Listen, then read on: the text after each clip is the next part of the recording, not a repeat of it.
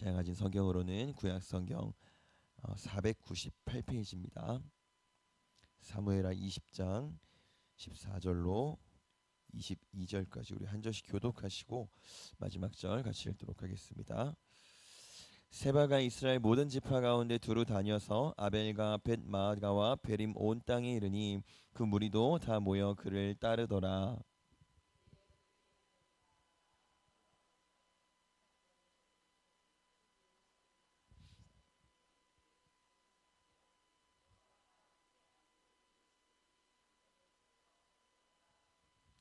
그 성읍에서 지혜로운 여인 한 사람이 외쳐 이르되 들을지어다 들을지어다 청하건대 너희는 요압에게 이르기를 이리로 가까이 오라 내가 내게 말하려 하노라 한다 하라.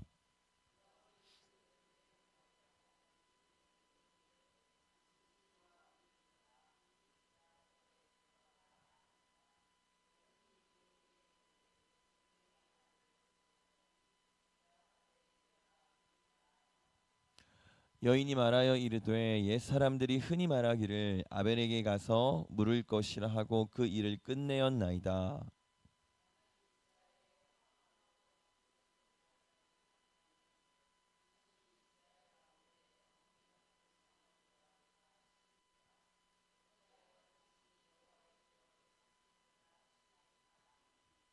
요압이 대답하여 이르되 결단코 그렇지 아니하다 결단코 그렇지 아니하다 삼키거나 멸하거나 하려 함이 아니니.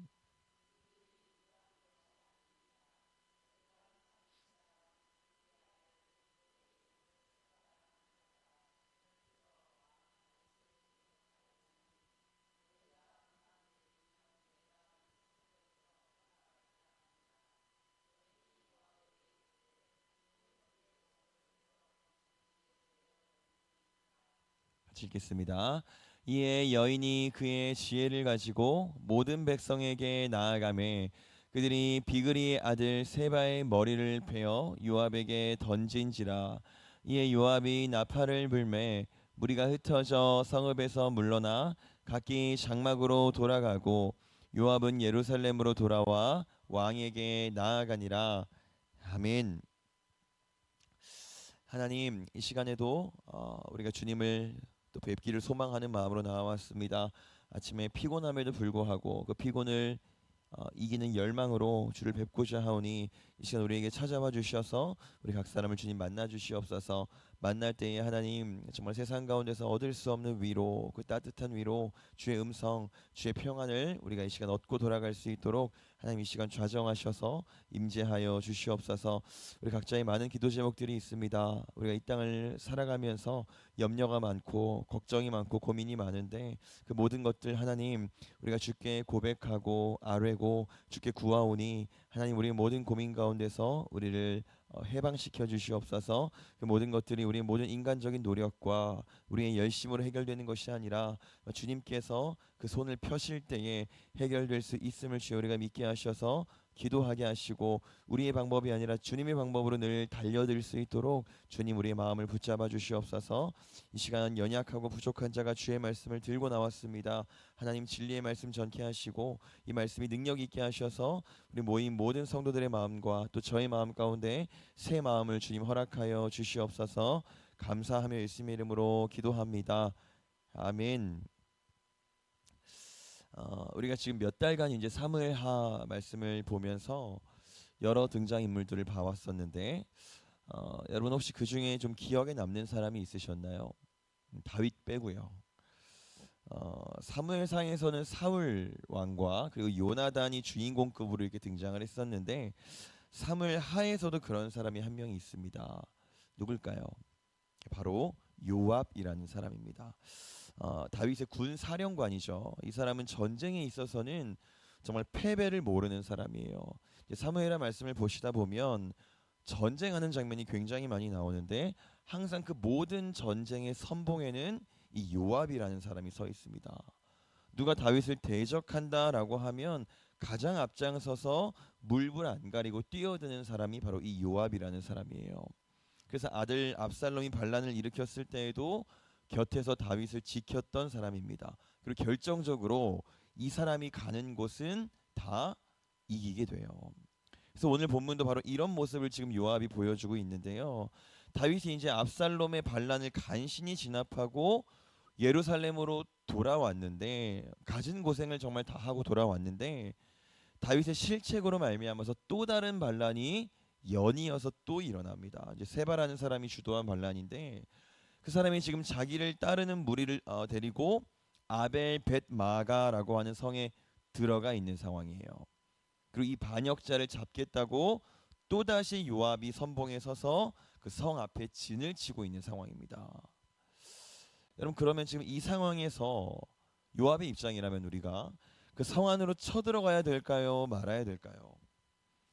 명분을 따지지 않고 전쟁 상식으로만 따지면 지금은 쳐들어가면 안 되는 상황입니다. 현대 전쟁을 생각하시면 안 되고요.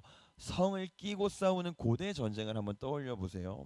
보통의 경우에 이제 성에 틀어박혀 있는 적을 상대하겠다고 공성전을 벌이면 아군의 군사가 한 10배쯤 압도적이지 않는 이상 이길 가능성이 거의 없어요. 그래서 어떻게 해서든 적을 성 밖으로 끌어내야 됩니다. 성을 끼고 싸우면 안 되고요. 끌어내야 되는 게 공성전의 원칙이에요. 뭐 욕을 해서 기분 나쁜 말을 계속해서 상대를 열받게 해서 끌어내든, 아니면 일부러 허점을 좀 드러내서 끌어내든, 어쨌든 상대를 끌어내야 되는 게 공성전의 정석입니다. 근데 오늘 요압은요, 어떻게 하는지 한번 볼게요. 15절입니다. 시작. 이에 그들이 벳마가 아벨로 가서 세바를 애우고 그 성읍을 향한 지역 언덕 위에 토성을 쌓고 요압과 함께한 모든 백성이 성벽을 쳐서 헐고자 하더니. 아멘. 요압은 기다리지 않습니다. 다른 방법을 쓰지 않고요, 굉장히 과감한 방법을 쓰는데요. 토성을 쌓았다라고 성경이 말해요. 그러니까 토성을 쌓아서 얼마나 높이 쌓냐면, 성의 높이까지 토성을 쌓으면 이제 성에 있는 적이랑 아군이랑 높이가 같아지잖아요.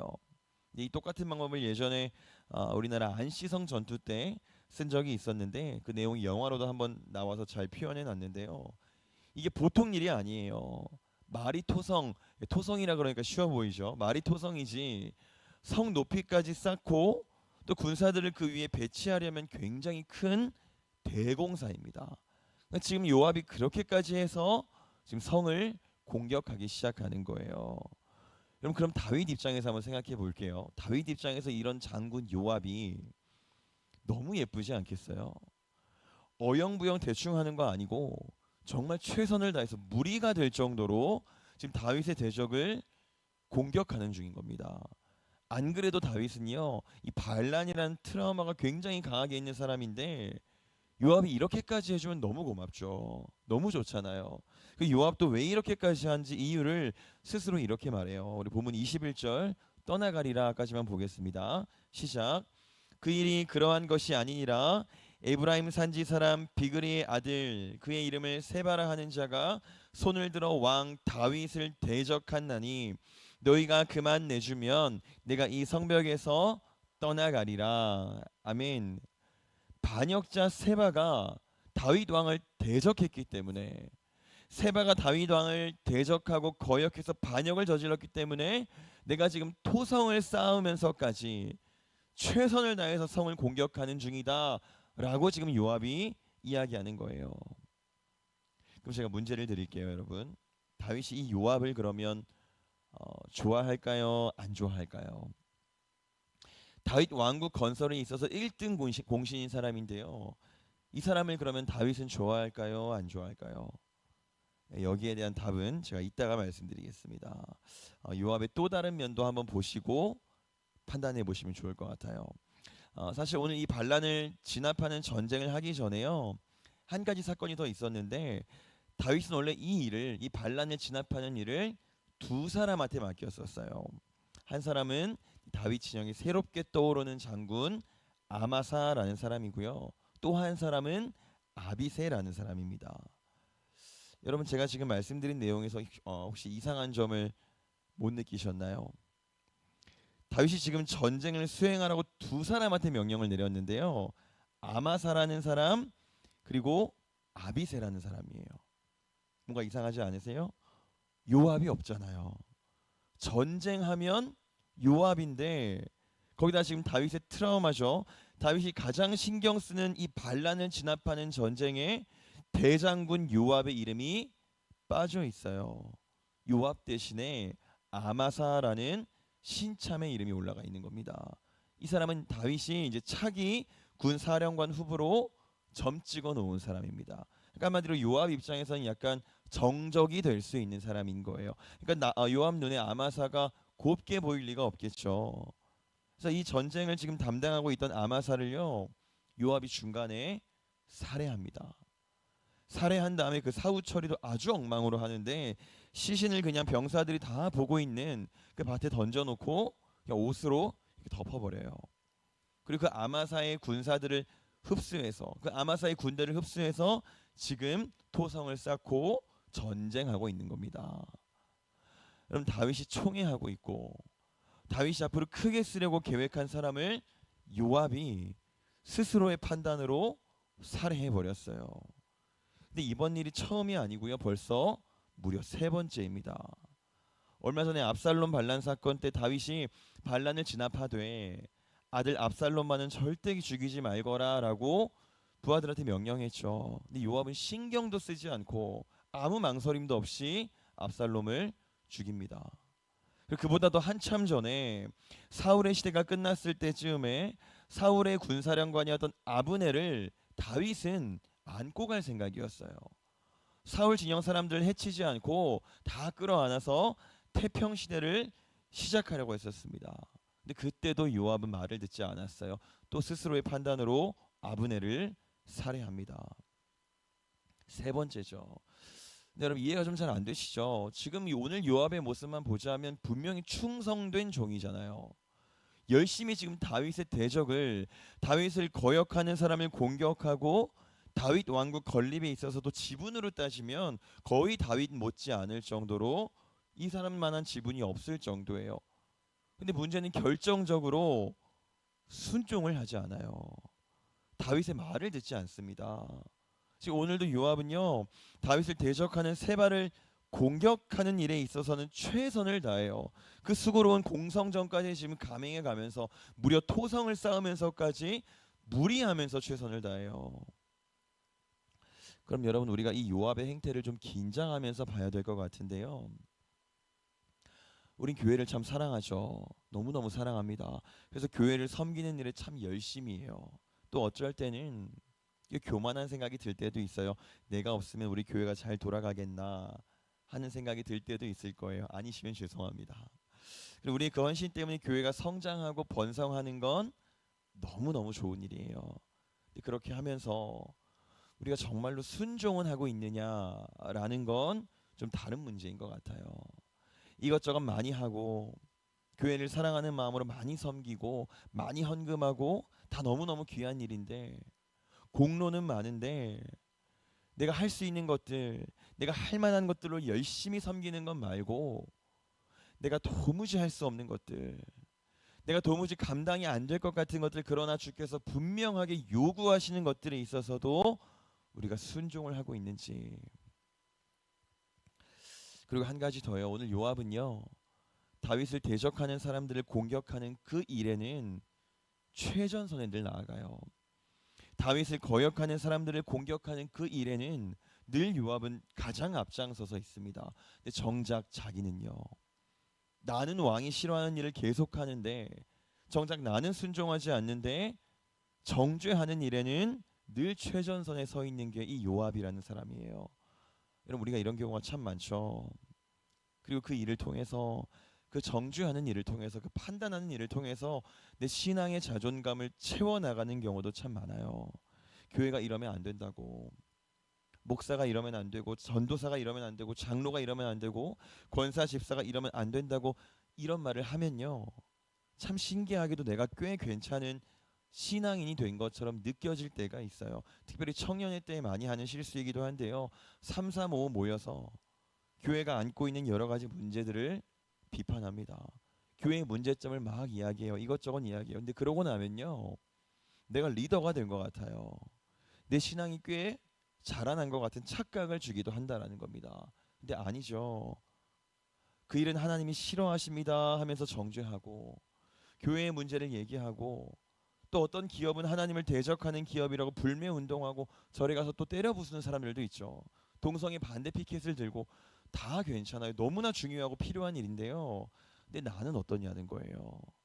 저 사람이 잘못된 건 분명한데 나는 어떻게 하고 있냐는 거예요. 저 사람이 잘못돼 있어서 저 사람의 악함이 뚜렷해서 토성을 쌓고 최선을 다해서 성을 부수고 공격은 하고 있는데 나는 순종을 하고 있는지 그걸 먼저 확인해야죠. 여러분 오늘 요압이 성을 부수고 있으니까요. 그 안에 있던 한 여인이 갑자기 등장하면서 호소를 합니다. 성경은 그 여인을 지혜로운 여인이다라고 소개를 해요. 여인이 지금 이렇게 말합니다. 나는 충성된 이스라엘 사람이고 이 성은 이스라엘의 어머니 같은 성인데 왜 공격하십니까? 라고 요압 장군한테 큰 소리로 외쳐요. 아마 이 여인은 지금 반역자 세바가 이 성에서 버티고 있는 상황을 잘 몰랐던 것 같아요. 그리고 이 질문에 대해서 아까 요압이 그 21절에서 아까 설명한 거예요. 여기에 다윗 왕의 대적이 지금 있다. 그 사람만 내놓으면 우리가 공격하지 않을 거다. 근데 이 말을 듣고 여인이 굉장히 특별하게 반응을 하는데요. 우리 같이 보도록 하겠습니다. 21절 여인이부터 보겠습니다. 시작. 여인이 요압에게 이르되 그의 머리를 성벽에서 당신에게 내어 던지리이다 하고 아멘. 지금 요압은 한 가지를 요구했죠. 너희가 만약에 그 반역자만 내놓으면 그 반역자 세바만 내보내면 내가 성을 공격하지 않겠다. 이 여인이 지금 그 말을 듣고 한술 더 뜨죠. 내가 그의 머리를 성벽에서 던져주겠습니다라고 아주 충격적인 말을 하는 거예요. 여러분 이게 가능한 일이에요? 불가능하잖아요. 여인의 몸으로 지금 남자 단신도 아니고 군대를 이끌고 있는 성인 남자의 목을 무슨 수로 벨 수 있겠어요? 근데 성경은 이 여인이 어떤 여인이라고 했죠? 지혜로운 여인이라고 했잖아요. 백성들을 설득합니다. 근데 여러분 이 과정을 우린 잘 상상해야 되는데요. 이 여인은 힘도 없고 세력도 없어요. 결정적으로 여인이죠. 이 당시의 여인의 지위를 여러분들 잘 아실 거예요. 설득할 수 있는 존재가 아니라는 겁니다. 설득한다는 건 다른 말로 하면 여론전이라는 건데 문제는 상대는 세력이 있고 나는 없어요. 상대는 한 반란군을 이끌고 있는 수장인데 나는 한낱 여인의 몸이라는 겁니다. 그러니까 만약에 실패하면 이 설득이 실패하면 이 여론전이 실패하면 죽은 목숨이겠죠. 심지어 실패할 가능성이 압도적으로 높은 일이겠죠. 근데 그럼에도 불구하고 이 여인은 합니다. 목숨 걸고 한 거예요. 왜 그렇게까지 했는데요? 아까 그 여인이 본인을 뭐라고 소개했죠? 나는 충성된 이스라엘 사람이니이다. 충성된 이스라엘 사람이니까요. 충성된 하나님의 사람이니까 이 여인 때문에 이 성읍 사람들은 이제 요압의 칼날로부터 살 수 있게 된 거예요. 여러분 보세요. 충성되지 않은 사람은 순종하지 않는 사람은 절대로 나를 죽이지 않습니다. 공로가 많을 수는 있어요. 많은 헌신을 할 수도 있습니다. 그러나 결정적으로 순종하지 않아요. 순종이라는 게 뭐죠? 반드시 나를 죽이는 과정이 필요한 게 순종이에요. 그래서 순종하지 않아요. 나를 죽이지 않습니다. 오히려 그 사람 때문에 다른 사람이 죽죠. 요압 때문에 아브넬이 죽었고 압살롬이 죽었고 아마사가 죽었어요. 명분을 가지고 정죄하는 일에 앞장을 서서 이제는 이 성읍 사람들도 요압의 칼날 앞에 다 죽을 위기에 처했다는 겁니다. 그러나 충성된 이스라엘은 다른 사람을 죽이지 않고요. 나를 죽여요. 여인이 어떻게 했죠? 목숨 내놓고 충성했잖아요. 그렇게 했더니 성읍 사람들이 살게 된 겁니다. 충성된 자가 순종하는 내가 죽으면 나로 인해 다른 영혼이 사는 거예요. 주님이 보여주셨죠. 주님이 죽으셔서 우리가 살았잖아요.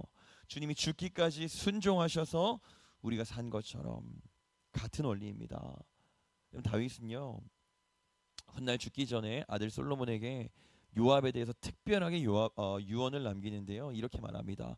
열왕기상 2장 5절로 6절 같이 보겠습니다. 시작.